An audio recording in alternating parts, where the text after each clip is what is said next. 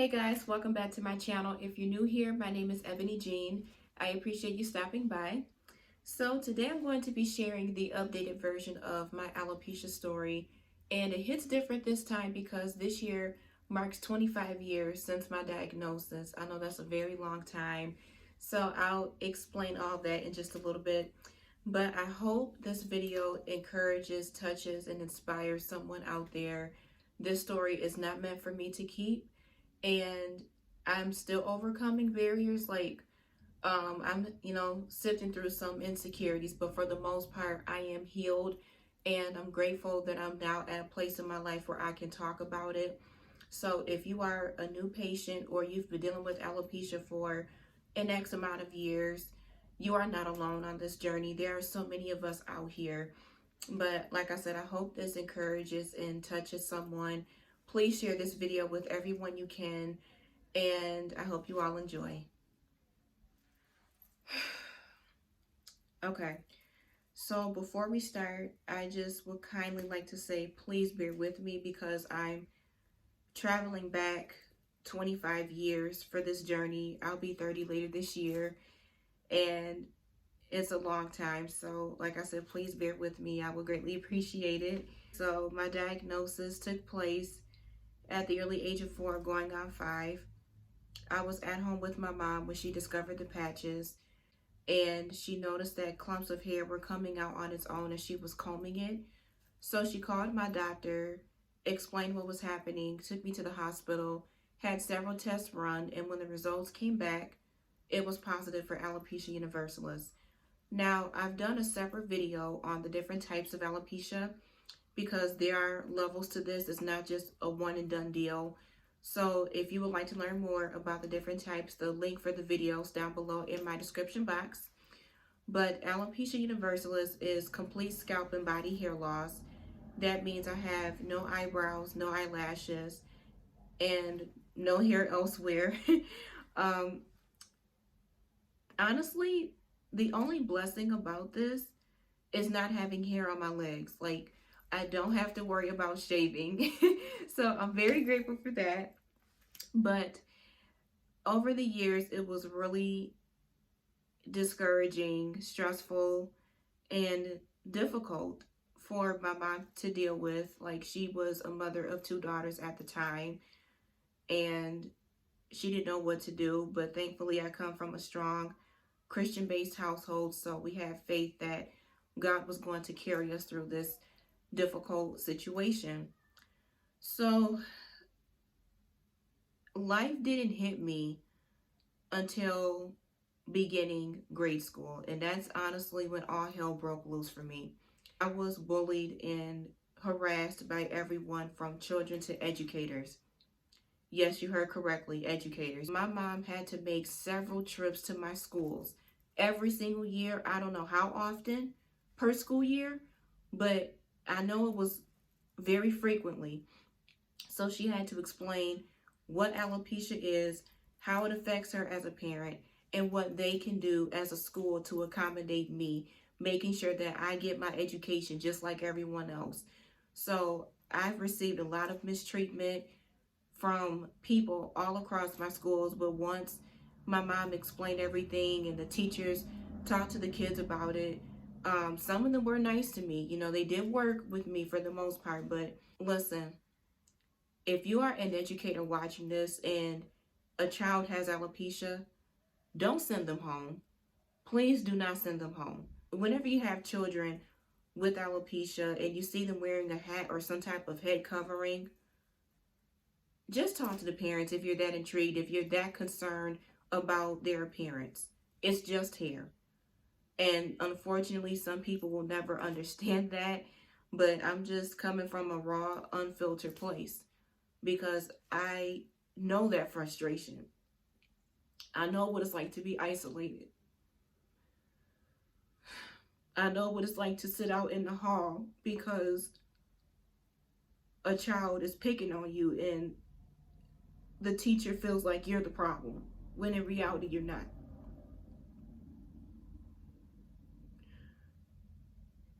I know what that's like.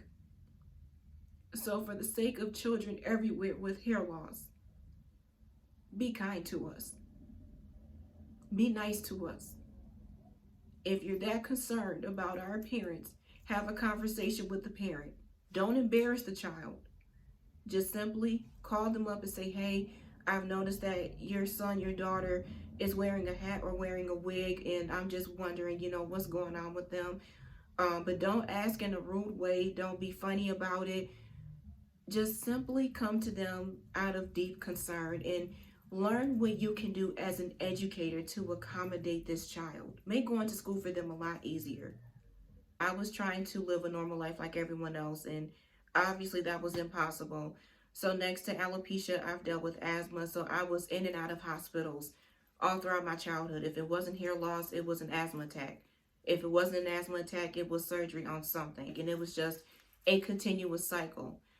So it was frustrating, and my mom made hats for me to wear. I had some that matched almost every outfit I owned, but I remember getting my hat snatched off of the school bus, like while riding home.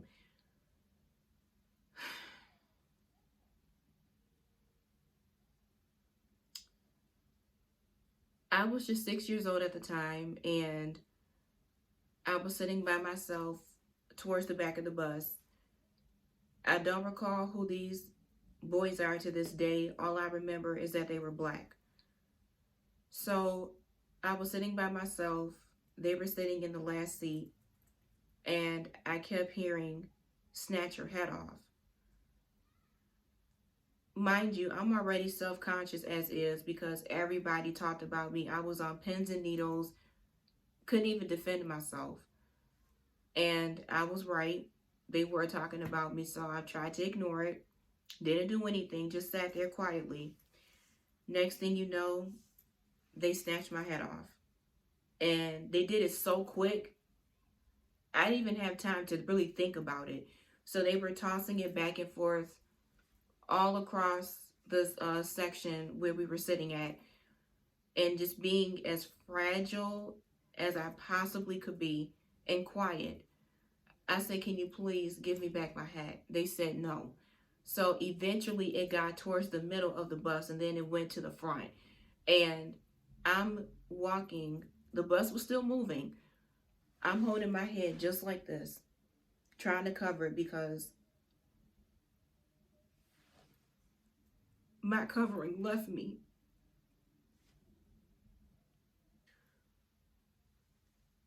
So by the time I got to the front of the bus, my bus driver looked at me, and her eyes welled up with tears just like mine. And I asked her, stop the bus. She said, what happened? I said, stop the bus. She stopped it, and I talked to the kids. She got them to quiet down. And I said, how would you feel if you lost your hair? What I'm dealing with right now, I can't help it. After I said my piece, one of my classmates was on the bus, and she just held me in her arms until we got to my stop. The bus was dead silent. When I got off, I ran into my mom's arms crying, and the bus driver told her what happened. And so from that point, I stopped riding the bus. Not too long after that, one morning, my mom was taking my eldest sister to middle school, and then she was on her way to drop me off. We came back on our street, and she said, there's your bus. I'll take you to school. I said, I want to ride it. And she just looked at me. She said, are you sure? I said, yeah, I want to get on it. So she let me get on it. Gave me a kiss and told me to have a good day. And then when I got on the bus, everyone was like, Ebony! They were so happy to see me. And at that moment, I knew I was going to be okay. So I've watched my hair fall out and grow back from 2nd to 5th grade, like a continuous pattern. And when I tell y'all my hair was beautiful, it was beautiful. Oh my gosh. Silky, baby soft, wavy, naturally curly, black. And it fell past my shoulders just a little bit. So when my hair came back, kids were very intrigued. They wanted to touch it so bad. And I just want to say this for a second. So if you are a black girl watching this, you know that we cannot have anyone touch our hair. Like, it's a part of our culture, it's a part of our heritage. Y'all know the song by Solange, Don't Touch My Hair? Yeah, so that was my mood because, like, if you're a black girl, you know how long it takes for us to get ready, how long it takes for us to get our hair done. It's just that element that we have to deal with. So kids wanted to touch it, and I said no. And back then I was especially touchy about my hair because I don't know where people's hands have been, and it was my hair, so I said no. So yeah, I've watched my hair fall out and grow back until it fell out for the last time in the 5th grade. One night, my mom was preparing me for the next school day. She was doing my hair, and as she was brushing it up, she noticed that hair was coming out again. She showed it to me, and I was like, Lord, here we go.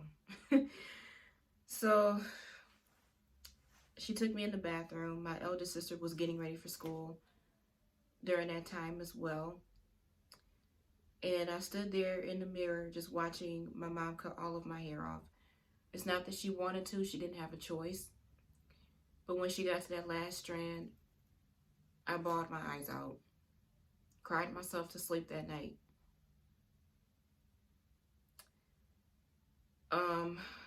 The next day I went to school, and she made my very first headband wig. I don't know if she stayed up the whole night doing this, but when I tell y'all, my mom made so many sacrifices for me,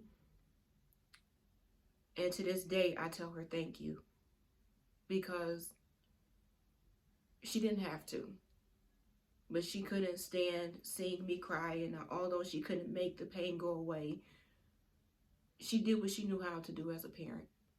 I showed up to school late the next day wearing my wig, and once I walked in class, everybody laughed at me. Like, the whole room was in an uproar. It took my teacher having to calm everyone down, and it was bad enough that I had to walk past everyone just to get to my seat on the opposite side of the class. So that was a very hellacious situation. And I remember kids asking me, what did you do to your hair? Why is it like that? What happened? And I didn't feel like talking to anyone. I'm like, don't talk to me, please. Don't ask any questions. I had a couple of friends, but everyone was still mean to me. So I just didn't even know what to do. Like, I had no clue what or how I was going to get through that. So I was bullied and teased all throughout grade school, and it stopped by the time I reached middle school, but that's when the cancer rumors picked up. Everyone kept saying she went through chemotherapy. That's why she has to wear that wig. She wears weave all the time. I never see her real hair. Don't talk to her. She's weird. Like, I just remember hearing all of these comments, and I'm trying to navigate through my childhood, early adolescence like everyone else. Of course, reaching high school was very difficult. Like, each new level of grade school brought forth challenges. So despite the negativity, one thing that I was able to do, definitely from elementary to high school, I stayed involved in extracurricular activities. My mom always had me in after school programs. I went to summer camps. My family and I stayed traveling somewhere. We were always on the road. And then with my childhood church, they used to sing out of town all the time. So I went out of town with them every so often, and it made me feel better. But it still didn't change the fact that I had to deal with reality Monday through Friday.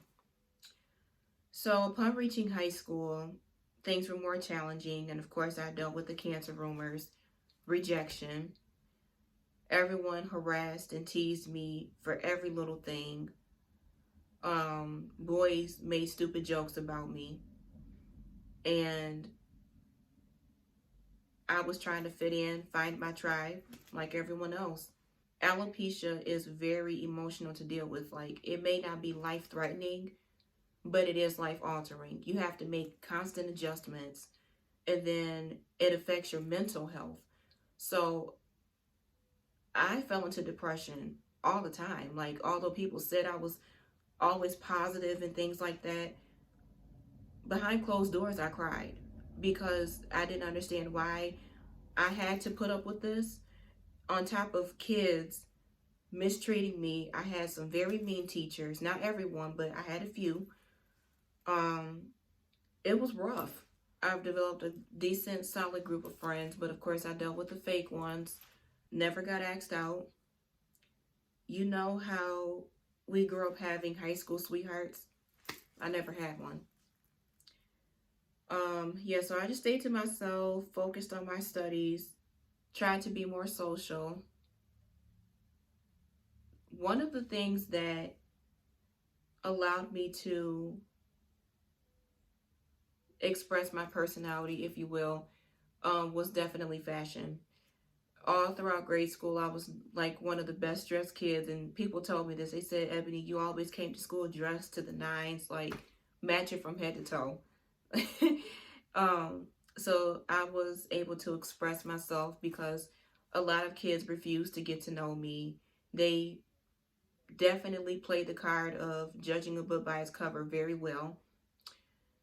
And it was difficult for me to, be myself. So fashion was the next best thing for me to express who I am. I used to hate taking pictures. Like, when you look at my pictures on social media now, I I can promise you I was never like that in high school. Like, I hated smiling, I hated taking pictures, and how all that got started was me participating on the yearbook committee. So I was involved from sophomore to senior year, and I would sign up to take photos at various events throughout the school and would get credit for it. So I was one of the main volunteers, and that's really what opened up my eyes to photography, editorial pages, all of that stuff, Photoshop, everything. So that is one of my niches that I absolutely love. And it was just a great positive experience for me. Starting junior year, I went from wearing headband wigs to full lace fronts. And the first time I actually had a full lace front made was for junior prom. But that was a very tough experience because the woman who made the wig glued the lace front to my scalp and ripped the skin off. I was so traumatized. My mom was traumatized, and that was just an all around bad experience. So, never again. That's when we discovered double sided tape, and I still wear those underneath my wigs to this day. But I remember going to school after prom, and everyone was like, I like your hair, you look so cute. Oh, and another thing, I played tennis my senior year. So I earned my letters, a scholar athlete, if you will, and I was one of the strongest servers on the team. One day, I had a mishap with my wig, unfortunately. So as I'm preparing to serve, my racket gets caught on my wig and flew halfway forward. Thankfully, I was able to catch it in time before everyone else could figure out what was going on. My best friend was on the team, and I discreetly kneeled down to fix it, held my tears in until I got home. And once I told my mom, I just bawled. I said, Mom, this is what happened to me today. And I was so stressed out. I was petrified. Didn't know how I was going to bounce back or if anyone was going to ask questions. As alopecians, sometimes it's really frustrating playing sports, but I know for females, we have to go through all of these arrangements, having to make sure that our wigs are secured, everything is in place. I literally did not think that I was beautiful until senior year. I did not think of myself as pretty. I never thought that until receiving my senior pictures. And everyone just kept looking at them like, you are so pretty. And I'm like, me? Nah, that's not me. So, yeah, I didn't realize my beauty until looking at those pictures. And that really did something for my confidence. So I was just happy that everyone embraced me. But senior year was definitely a breeze. I graduated, went on with my life. Shortly after high school, I didn't think about my alopecia too much until transferring from a junior college to university. And I was a first generation university student. The school I went to was an hour and a half away from my hometown, and that's when my insecurities really heightened up. I was a fashion design major at the time and trying to make myself visible, if that makes sense. You know, I wanted to go to every event across campus, and that's what I did. Like, I went to so many events, parties, fashion shows. I didn't have money for a new wig. I couldn't afford it. My mom couldn't afford it, so I did the best I could with what I had. I remember coming back from class one afternoon. I went back to my dorm, tried to style the wig that I had to see what I could come up with, because I seen some more beautiful girls, and I'm like, okay, let me see what I can conjure up. I had gotten so frustrated to the point where I began crying, tossed my wig to the side, and took a nap. I remember waking back up, heading across campus for dinner. Upon coming back, I cut through the student center because my dorm building was right behind. But before I could reach that point, I seen a sign for a fashion show upstairs. So I went upstairs and I'm like, how did I not know about this? I'm a fashion major, so. But anyway, I went upstairs and the young lady who was on stage was talking and showcasing her new collection of wigs. I was just sitting in my seat like, I need that. Shortly after the show, I asked if I could speak to her. So I spoke to her and she said, long story short, this wig that I was going to auction off for a lupus auction, I'm going to give to you. And I just looked at her. I said, are you serious? And she was like, yeah. She's like, your story is so inspiring and I really want to help you. So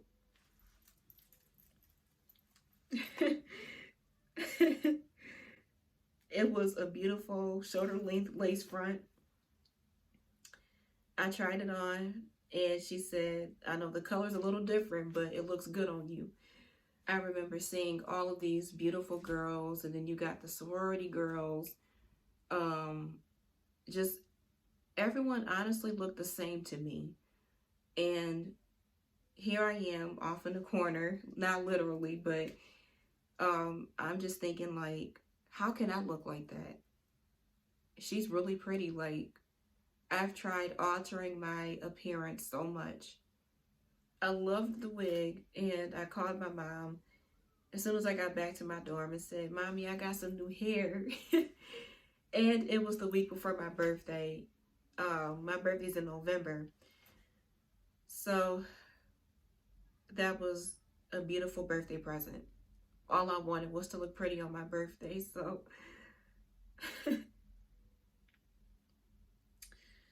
I was 21 years old at the time, turning 22. And one of my friends on campus who was a photographer came up to my dorm, styled my hair, and then another friend came up and she put together my birthday look. So I had a whole team. But that was such a beautiful moment for me. I'll never forget that, and I hope she sees this video. We're friends on social media, but I hope she does see this one day, and to let her know that I appreciate her. So, Nay, thank you. Unfortunately, my college experience was short-lived.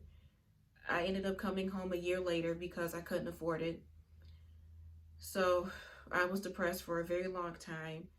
But this next piece of my story is very intricate and critical because it plays a role in how I got to where I am today. So a few years ago, I dated this person, and him and I were really good friends prior to our relationship. We were together for a while. Things were good up until the end. I'm not going to talk about the situation because honestly, it's not worth it. But long story short, he did break up with me and said some very rude, off the wall, mean things to me. To be honest with you, that breakup was a blessing in disguise because I wouldn't be doing any of what I'm doing now had it not been for him. So thank you. I hope all is well. God bless you. People who know that I was in this relationship think that I'm bitter about the situation. Listen, I've been healed from that a long time ago. A long time ago. So I hope all is well. I don't intend on communicating because I am at that place in my life where I have to protect my peace. I've moved on. I'm great. So coming into 2015, I was dealing with that breakup on top of burying loved ones, plus seeking direction, trying to figure out what was next for my life. I started competing in pageants because I was looking for ways to go back to college, and every other financial option was exhausted to me. So I began competing, and who would have thought that I had a pageant career? Like, I never thought that I would be participating in pageants.